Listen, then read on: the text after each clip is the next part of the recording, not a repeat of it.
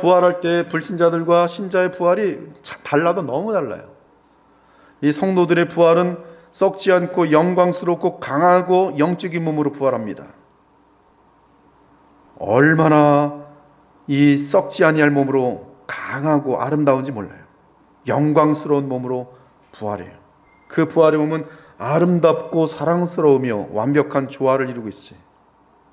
그래서 공회 앞에 섰던 스데반의 얼굴이 마치 천사의 얼굴 같았고, 모세가 시내산에서 내려올 때 사람들이 그의 얼굴의 광채를 보는 것처럼 부활의 그 영광된 몸은 이루 말할 수 없는 영광이 그의 몸에 함께하도록 되어 있어요. 사랑하는 자들아, 우리가 지금 하나님의 자녀라 장래가 어떻게 될지는 아직 나타나지 아니하였으나 그가 나타나시면 우리가 그와 같을 줄 아는 것은 그의 참모습 그대로 볼 것이기 때문이라. 부활의 몸은 능력이 강한 몸이에요. 신자의 부활은 능력이 강한 몸으로 납니다. 얼마나 강한지 아마 천사들의 몸과 같은 몸으로 부활할 것이기 때문에 그거보다 더 영광스러운 몸이겠죠. 굉장히 어마어마한 능력을 갖고 있을 것이. 지금 우리로서는 그 부활의 몸에 대해서 알면 알수록 믿어지지 않아요. Too good to be true. 너무너무 어마어마해서 믿어지지가 않아요. 근데 그것이 사실이에요. 예수께서 재림하실 때 여러분에게 임하게 될 부활의 몸, 그것은 지금 이 땅의 말로는 묘사가 불가능해요. 너무나 엄청나서. 아니, 그것을 왜 우리에게 주십니까? 우리에게는 그것을 얻을 자격이 없어요. 근데 그것을 주시기 위해서 예수께서는 그 무한한 가치의 생명을 지불하셨어요. 여러분의 죄 사함을 위해 지불하셨을 뿐만 아니라 여러분의 무한한 부활의 영광을 위해서도 지불하셨어요. 그래서 주님께서 지불한 그 가치만큼 여러분의 부활체의 영광이 이어지도록 되어 있어요. 여러분의 어떤 선한 행위나 어떤 착한 행위나 그런 것 때문에 영광스러운 것이 아니라 주께서 여러분들이 주를 믿음으로 말미암아 주께서 행하신 것들이 여러분들에게 되어진 것으로 간주되어지면서 여러분이 누리게 될 영광은 그것은 무궁한 영광인 것이. 성경은 분명하게 현재의 연약한 혈과 육으로는 영원하고 찬란한 하나님의 나라 새하늘과 새 땅을 유업으로 받을 수 없다고 말합니다. 형제들아, 내가 이것을 말하노니 혈과 육은 하나님의 나라를 이어받을 수 없고 또한 썩는 것은 썩지 아니하는 것을 유업으로 받지 못하느니라. 여러분의 몸이 영원히 산다는 것을 생각해 보세요. 영원히. 이 영원이라는 단어는 forever예요. forever. 시간적인 시간과 공간의 개념 속에서, 피조의 영역 속에서 영원히 살아요. 영원히 죽지 않고 살아요. 도대체 그게 어떤 상태입니까? 영원히. 그것은 완전한 몸이어야지만이 가능한 상태예요. 완전히 강해야지만 강한 상태예요. 흠이 조금도 있어서는 안 되는 상태만이 영원할 수가 있어요. 영원히 아프지도 않고 병들지도 않고 영원히 하나님의 영광을 보면서 살아갈 수 있는 그 상태, 피곤하지도 않고 무한한 샘솟는 듯한 그러한 어떤 원기를 가지고 살아갈 수 있는 그 몸은 하나님과 완벽한 연합 속에서 그 무한한 창조주의 힘을 덧입고 사는 그 몸 외에는 가능하지가 않아요. 근데 여러분들 몸이 그런 몸으로 다시 살아나는 것이 말로 다 표현할 수 없어요. 하늘 나라가 가면 지금은 하나님께서는 자신을 조금이라도 보여주시면 우리가 눈이 멀고 죽습니다. 그래서 하나님 본 자가 없습니다. 그리스도의 영광을 지금 볼 수 없어요. 바울이 다메섹 도상에서 영광의 그리스도를 보자마자 눈이 멀어버렸어요. 그렇죠? 보여줄 수가 없어요. 만날 수가 없어요. 눈이 멉니다. 부활의 예수님의 영광을 보면 그 누구도 이 땅에 사는 피조물로서는 견딜 수가 없어요. 그런데 하나님의 나라 가면 태양과는 비교할 수 없는 더 엄청난 빛이 비친다고 얘기했어요. 어린 양과 하나님이 빛이라 하리. 그리고 우리는 빛의 자녀라고 되어 있어요. 그러니 그것을 견딜 수 있는 눈과 견딜 수 있는 귀와 견딜 수 있는 몸을 가지려면 영원히 강한 몸이, 영원히 영광스러운 몸이, 그 영광과 견디어가면서 함께 갈 수 있는 것은 영원한 영광의 강한 몸이어야 돼요.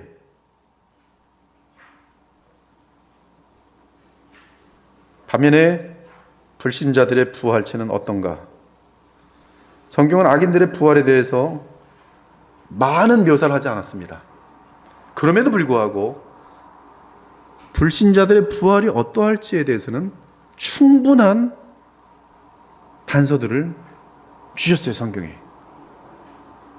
첫째는 그들은 부활체를 입고 나서 아무것도 얻지를 못해요. 그 몸은 요구가 더 커지는데 배가 고파서 더 먹을 것이 많고 목이 말라서 더 마실 것은 많아지고 마음이 고달파서 더 요구하는 그런 것들은 많아지는데 단 하나도 그들의 요구를 만족시켜주는 사건은 발생하지가 않아요. 누가복음 16장에 보면 부자가 지옥에 떨어집니다. 지옥에 떨어져서 뭐라요? 물 한 방울만 좀 맛보게 해달라고 그래요. 그 고통이 얼마나 크고 얼마나 무한한지 물 한 방울만 달라 그러는데 그 물 한 방울 허락되지 않아요. 먹을 것이 하나도 없어서 빵 부스러기, 먼지만한 부스러기만 줘도 감사하겠다 그러는데 그 먼지만한 부스러기가 허락되지가 않아요. 그것이 지옥이에요.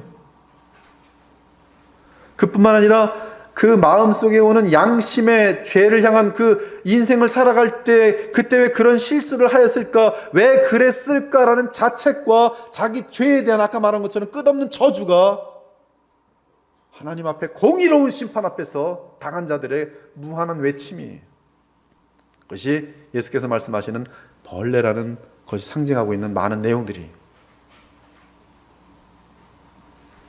그 고난의 연기가 세세토록 올라가리로다. 그들은 밤낮 쉼을 얻지 못하리라.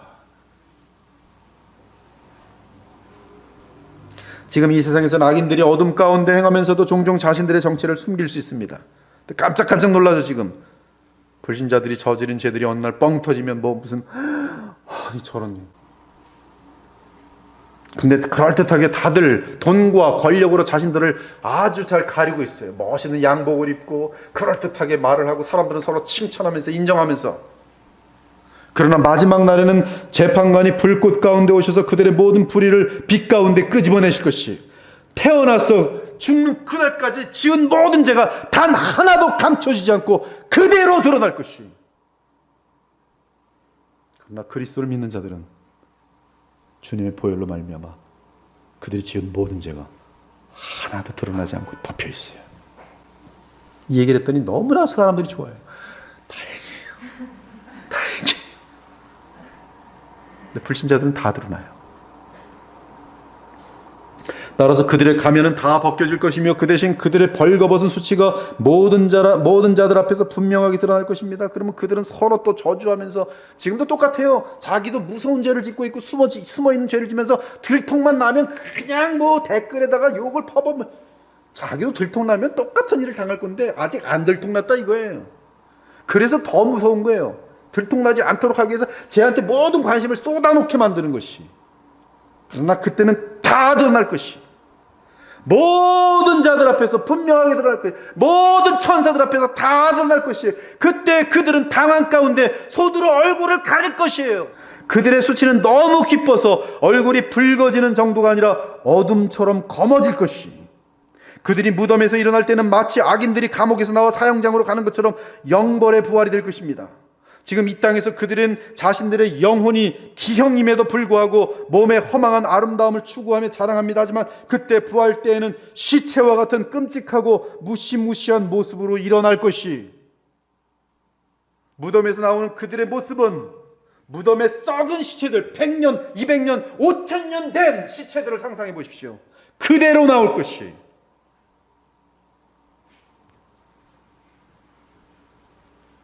깊은 구덩이에서 올라오는 지옥의 불길처럼 소름 끼칠 정도로 끔찍한 괴물의 모양으로 부활하게 될 것이. 이것은 사실입니다. 그래서 서로 가까이 갈 수가 없어요. 그들은 영원토록 혐오스러운 부활체로 일어날 것이, 마치 영화에서 좀비 같은 것이나 그보다 더 징그럽고 섬뜩한 몸이 될 것이, 그때 그들은 모든 피조물 가운데 가장 징그럽고 더러운 존재가 될 것이. 오늘 이사야 66장에서도 분명히 이걸 보여주고 있어요. 과거에 그들이 이 땅에서 어떤 영광스러운 지위에 있었던지 상관없이 부활 때는 온 우주에서 가장 혐오스러운 존재가 될 것이, 그러기에 불못에 떨어질 수밖에 없는 것이, 다 혐오스러운데 갇혀 있어야 돼요, 영원히. 마치 죽어 썩어진 수많은 시체들과 같이 그들의 흉측함과 더러움은 모든 생명체에게 혐오감을 느끼게 만들 것이, 그들이 나가서 내게 패역한 자들의 시체들을 볼 것이라. 그 벌레가 죽지 아니하며 그 불이 꺼지지 아니하여 모든 혈육에게 가증함이 되리라. 이사야 66장 24절이. 다니엘은 영원한 혐오라고 표현됐어요. 혐오.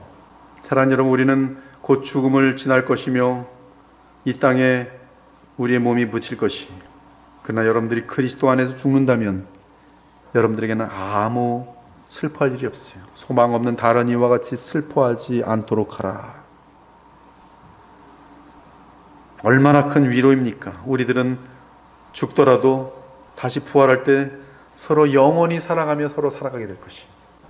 반면 불신자들은 오늘 말씀과 함께 제발 더 늦기 전에 주님께로 돌아오셔야 돼요.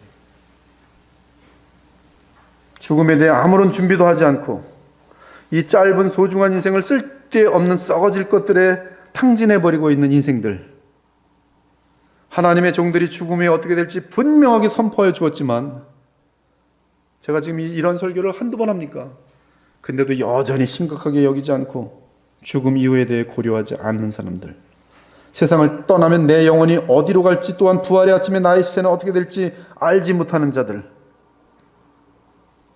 그러나 그들은 이 땅에서 예수 그리스도와 연합되지 않는다면, 믿음으로 영접하지 않는다면 그들은 죽음 이후에 가장 사악하고 흉측하고 비참한 몸으로 일어날 것이며 영원한 불못으로 떨어질 것이. 그러므로 지금 당장이라도 의인의 부활에 참여하고자 한다면 예수 그리스도를 영접하여 남은 인생은 그분과 동행하기를 바랄 뿐입니다.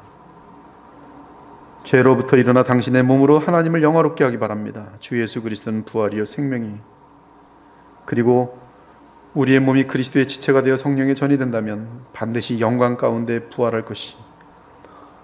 혹시 이 설교를 듣는 분들 중에 내가 구원받았는지 아직 모르는 사람들이 있습니까? 구원의 방주를 당장 올라타기 바래요. 예수 그리스도를 나의 인생의 주와 구세주로 모시고 그분과 남은 인생을 지시에 따라 시키는 대로 온 마음을 다하여 열심히 따라간다면 그 자체가 이미 구원받은 자로서의 보증인 것이. 반면에 신자들은 부활과 심판의 날이 있다는 사실을 알고 롯처럼 되지 않도록 노력해야 돼요. 우리의 겉사람은 후패하지만 우리 속사람은 날마다 새로워져야 돼요. 우리의 겉사람은 후패합니다. 그러나 우리가 할 수 있는 것이 있어요. 속사람 날마다 강건케 하는 거예요. 부끄러운 롯처럼 되지 않도록 더욱 정신 차리고 그리스도의 성품을 닮아가야 할 것이.